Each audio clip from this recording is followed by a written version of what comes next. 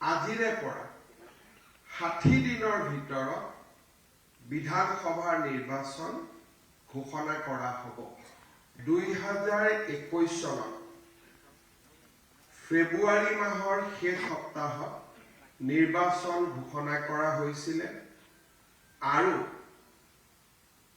March মাহৰ শেষত প্ৰথম চৰণৰ নিৰ্বাচন আৰু এপ্ৰিলৰ 7 তাৰিখৰ আগতে সমগ্ৰ নিৰ্বাচনী প্ৰক্ৰিয়া সমাপ্ত হৈছিল।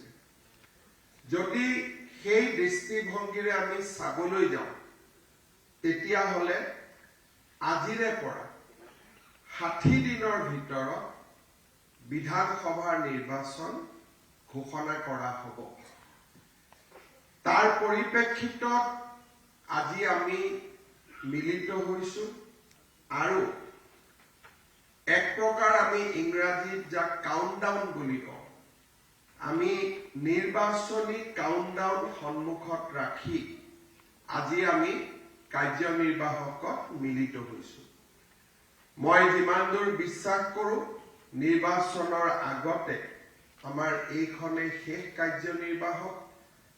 ইয়াৰ পৰা আমি যিখিনি মেছেজ বা যিখিনি আমি বিষয়বস্তু ৰাইজৰ মাজলৈ লৈ যাম সেইখিনিয়ে আমাৰ বাবে আটাইতকৈ গুৰুত্বপূৰ্ণ এটা সংবাদ হ'ব, গুৰুত্বপূৰ্ণ ব্যৱস্থা হ'ব।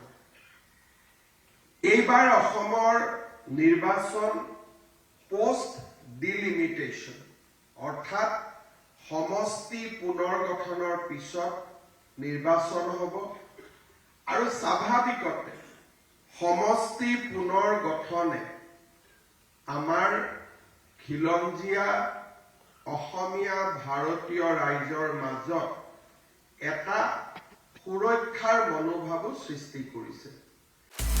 আপুনি বিচৰা বাতৰি পাব কেৱল নিউজ 18 এপত। নিউজ 18 এপ ডাউনলোড কৰিবলৈ স্কেন কৰক এই QR কোড। গুগল প্লে ষ্টৰতো পাব এই নিউজ 18 এপ।